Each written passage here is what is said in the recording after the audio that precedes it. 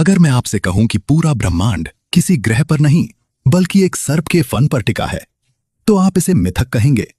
पर पुराण इसे सृष्टि का आधार कहते हैं, क्योंकि उस सर्प का नाम है अनंत शेषनाग। पुराणों के अनुसार सृष्टि केवल ये पृथ्वी नहीं है, ये 14 लोकों की एक विशाल संरचना है, 7 ऊपर और 7 नीचे। और आश्चर्य की बात यह है कि यह संपूर्ण व्यवस्था शेषनाग के अनंत फनों पर संतुलित मानी गई है। शेषनाग स्वयं क्षीर सागर में स्थित हैं, जहां भगवान विष्णु योग निद्रा में विश्राम करते हैं। विष्णु की नाभि से एक दिव्य कमल उत्पन्न होता है और उसी कमल पर सृष्टिकर्ता ब्रह्मा विराजमान होते हैं। कहा जाता है कि उन्हीं 14 लोकों की रचना इसी दिव्य व्यवस्था में निहित है। सबसे ऊपर ब्रह्मलोक, जहां सृष्टि की योजना बनती है। तपोलोक, जहां दिव्य आत्माएं दीर्घ तप में लीन रहती हैं। जनलोक, जहां सनकादि ऋषि जैसे ज्ञान स्वरूप महात्मा निवास करते हैं। महरलोक, जहां यज्ञ और आध्यात्मिक साधना का प्रकाश फैला रहता है।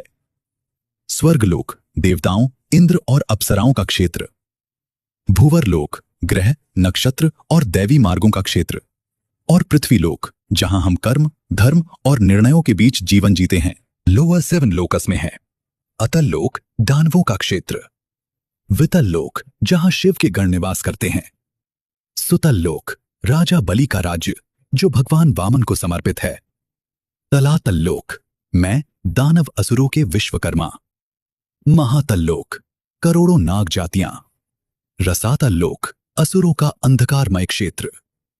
पाताल लोक, नागों और दैत्यों की गहरी गुफाएं और इनके नीचे असंख्य नरक लोक। पुराण ये नहीं कहते कि ब्रह्मांड केवल पत्थर, गैस और तारों का समूह है।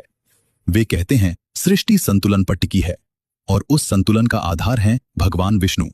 उसे धारण किए हुए हैं अनंत शेषनाग। जब तक शेष हैं तब तक सृष्टि है। अगर ये ज्ञान आपको छोटा नहीं बल्कि विशाल महसूस कराता है तो वीडियो को लाइक करो, फॉलो करो और कमेंट में लिखो ओम नमो नारायणाय।